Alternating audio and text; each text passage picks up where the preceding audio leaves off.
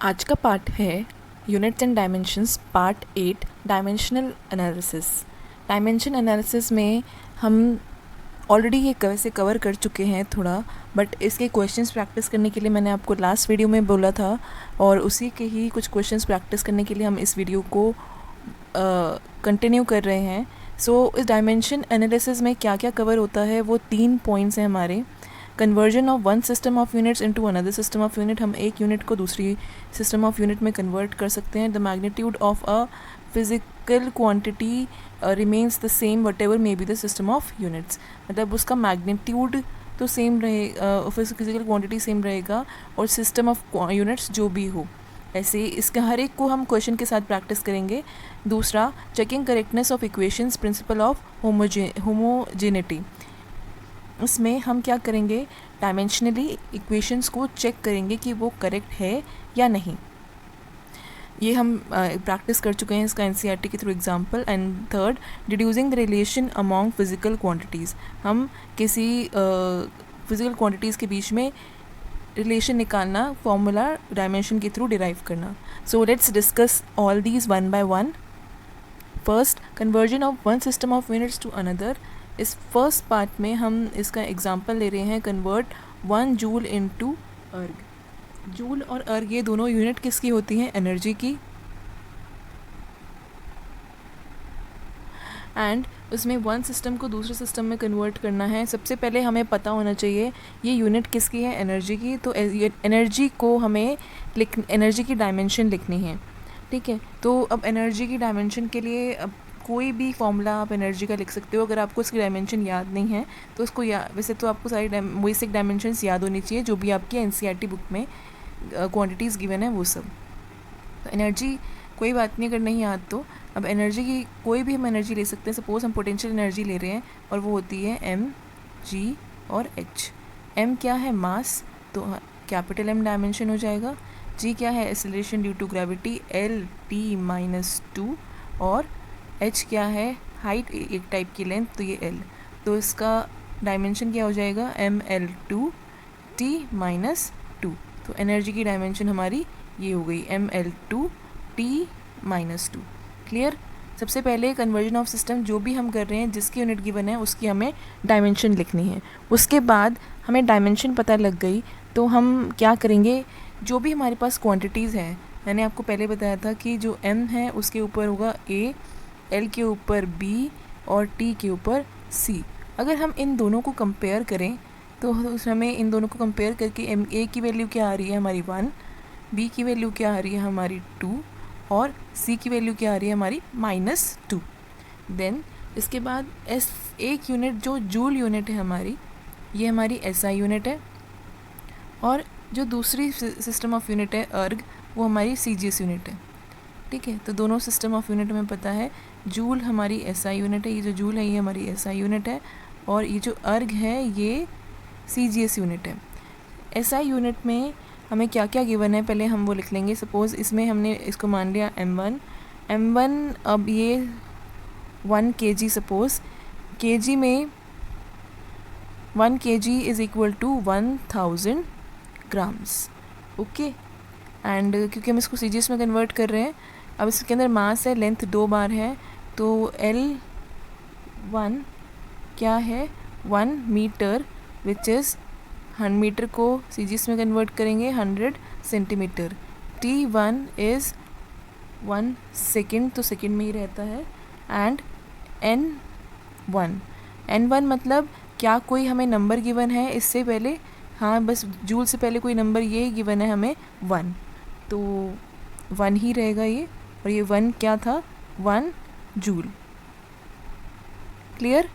क्योंकि हम यहाँ पे इसकी आइडेंटिटी जो है वो लगा रहे हैं, Q is equal to N1U1 equal to N2U2, मतलब एक सिस्टम ऑफ यूनिट हमने दूसरे सिस्टम ऑफ यूनिट में चेंज कर रहे हैं। SI का लिख दिया हमने सारा। अब हम CGS में लिखेंगे M2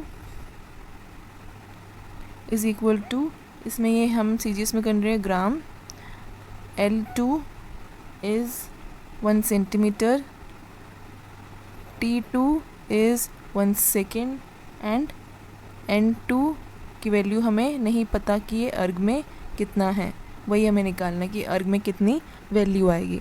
तो इस एक्सप्रेशन को हम यहाँ पर लिखेंगे, ठीक है। तो ये एक्सप्रेशन हो जाएगी हमारी N2 is equal to N1 M1 upon M2 to the power A, L1 upon L2 power B, and इसी के साथ ही T1 अपॉन T2 पावर -2।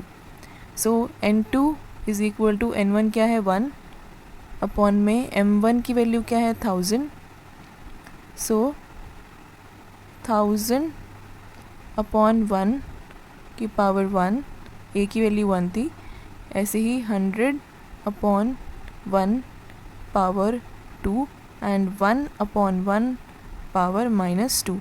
ये तो कुछ नहीं है क्योंकि 1 की पावर कुछ भी हो नंबर 1 ही रहेगा। सो यहाँ पे क्या हो जाएगा N2 इज़ इक्वल टू, ये कितने ज़ीरोज़ हैं 3 और ये कितने ज़ीरोज़ है 2 और इसकी भी पावर है 2, तो ये 2 और ये 2 4 हो जाएगा, 4 और ये 3 7, 10 की पावर होगी हमारी 7। सो N2 की वैल्यू इतनी आ गई, N2 आ गया हमारा 10 to the power 7 ergs. So basically हम ये कह सकते हैं कि 1 जूल में कितना 10 टू द पावर 7 अर्ग्स होता है। क्लियर, हमने एक सिस्टम ऑफ यूनिट को दूसरे सिस्टम में चेंज कर लिया। ओके, नेक्स्ट क्वेश्चन भी इसी पे है, वन सिस्टम ऑफ इनटू दूसरा सिस्टम। अब यहाँ पे value of G, gravitational constant की वैल्यू दी हुई है हमें CGS में, इसको हमें कन्वर्ट करना है किस में, SI में, उसका उल्टा जो हमने अभी लास्ट क्वेश्चन किया था। तो देखिए अभी इसको आप पहले तो हमें क्या करना होता है, जो भी वैल्यू है, जिसकी भी वैल्यू है उसकी डायमेंशन को लिखना होता है। तो हमें पता है कि जो G है बेसिकली वो क्या है, F is equal to G M1 M2 upon R square.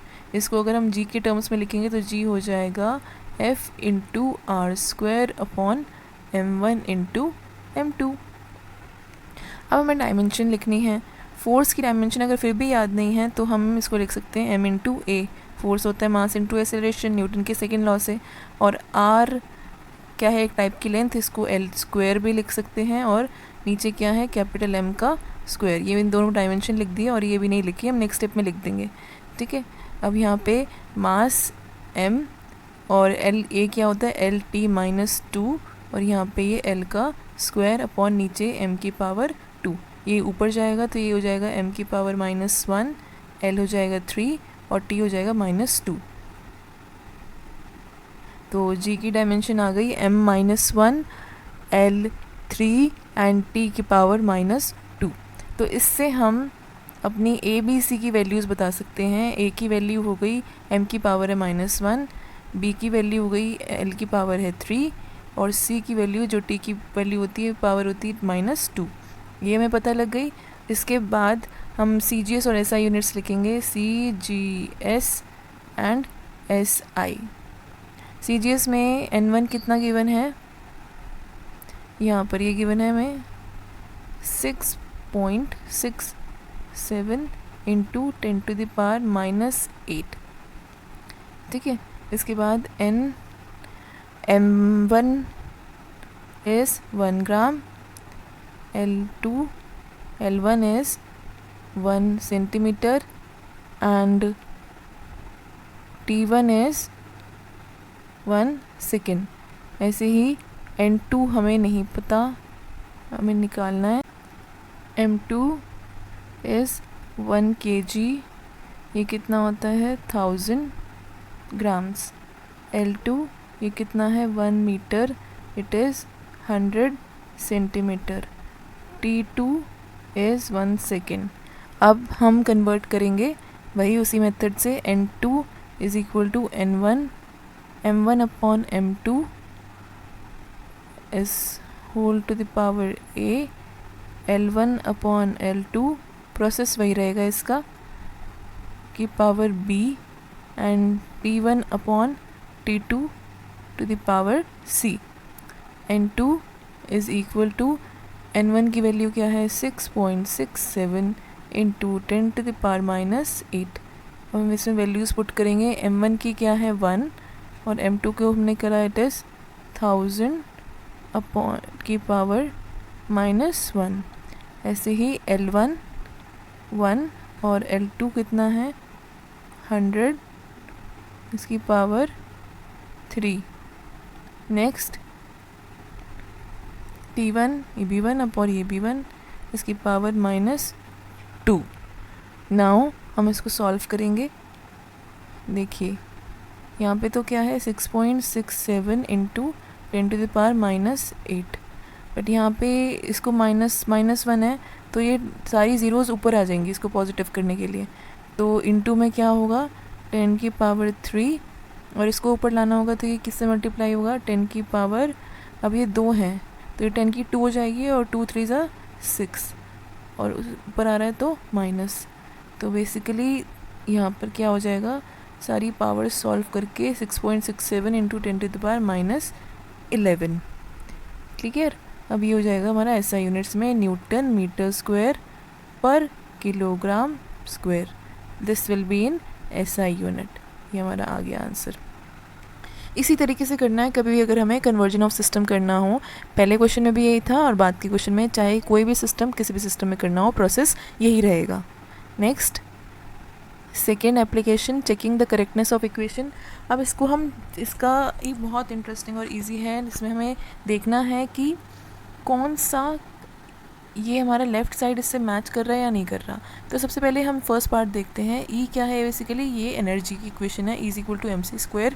So E basically energy, हम एनर्जी की डायमेंशन अभी लास्ट में ही देखी है। चलो एक बार इसको रिकॉल कर लेते हैं। मैंने आपको बताया था ये होती है एनर्जी की डायमेंशन क्या m1 L2 T-2। क्लियर। तो हम वही यूज़ करेंगे। एनर्जी की जो डायमेंशन है यहाँ पर हम लिख देते हैं। सपोज़ ये हमारी लेफ़्ट हैंड साइड है, इसमें एनर्जी की जो डायमेंशन है वो क्या है mL2 T-2। क्लियर। अब ऐसे ही राइट हैंड साइड पर mc², इसकी डायमेंशन m क्या है मास, तो उसके लिए m हो जाएगा सिर्फ, और c क्या है स्पीड और उसका भी स्क्वायर, तो L T-1 स्पीड की होती है और इसका स्क्वायर करना है। तो m इज़ L का स्क्वायर और T-1 मतलब -2। तो राइट हैंड साइड और लेफ्ट हैंड साइड हमारी मैच कर रही है। Left hand side is equal to right hand side, hence ये लिखेंगे हम कि डायमेंशनली करेक्ट इक्वेशन।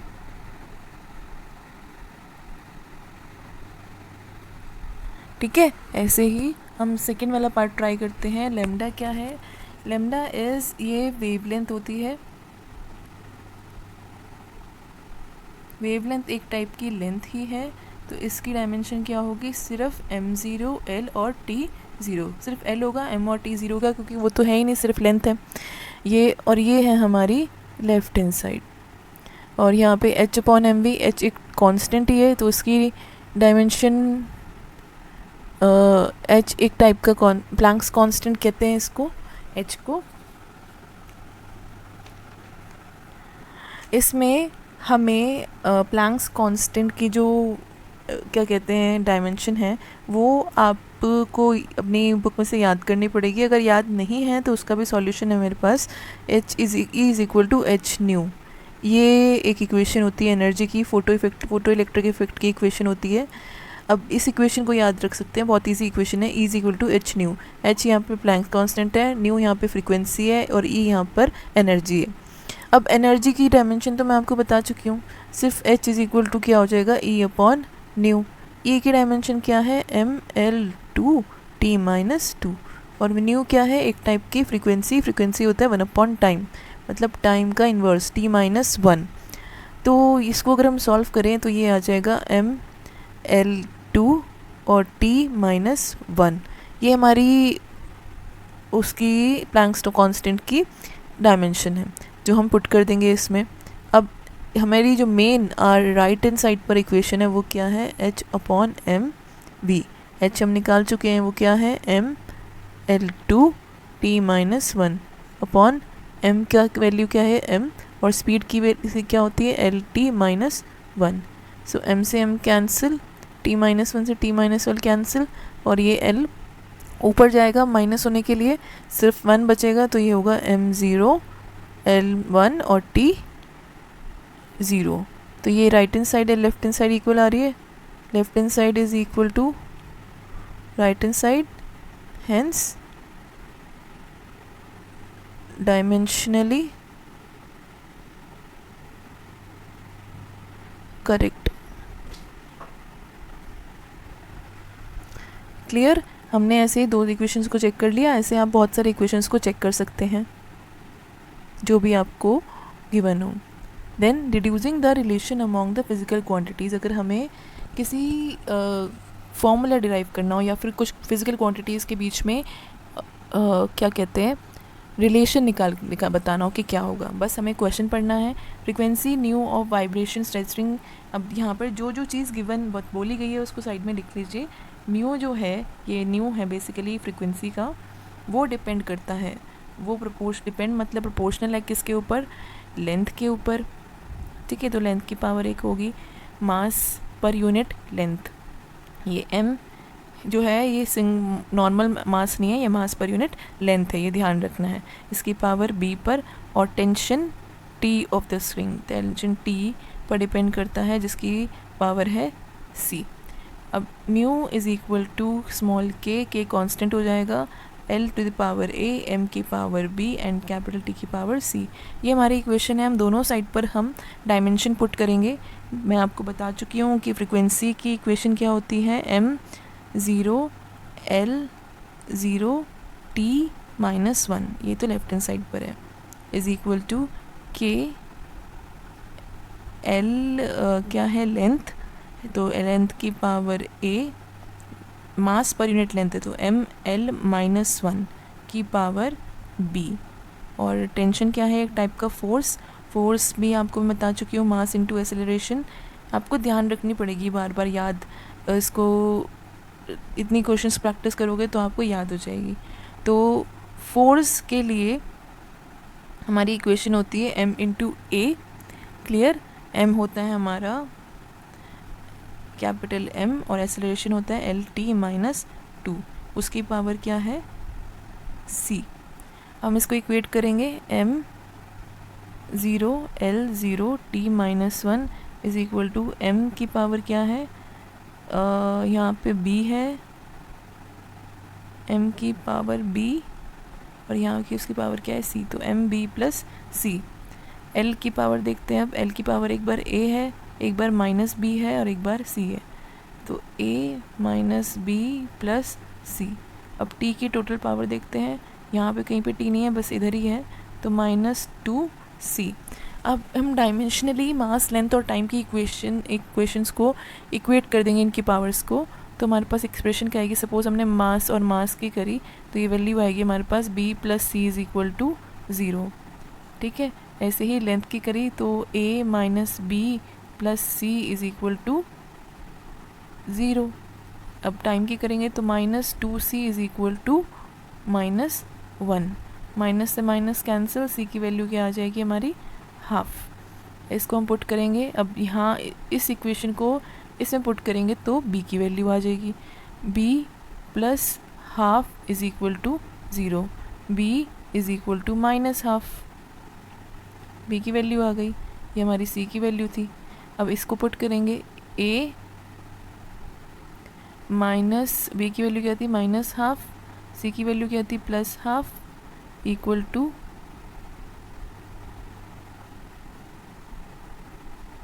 0।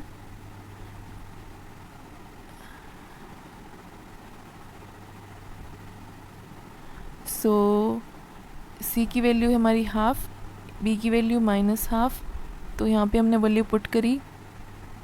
हाँ, माइनस तो ऑलरेडी था यहाँ पर, और माइनस और माइनस क्या हो जाएगा plus, so a plus half होगा, और ये प्लस साइन का ध्यान रखना है, अभी गड़बड़ होने वाली थी। ठीक है, तो ए की वैल्यू आ जाएगी हमारी -1, हाफ और हाफ प्लस करके 1 हो गया, उधर गया तो -1।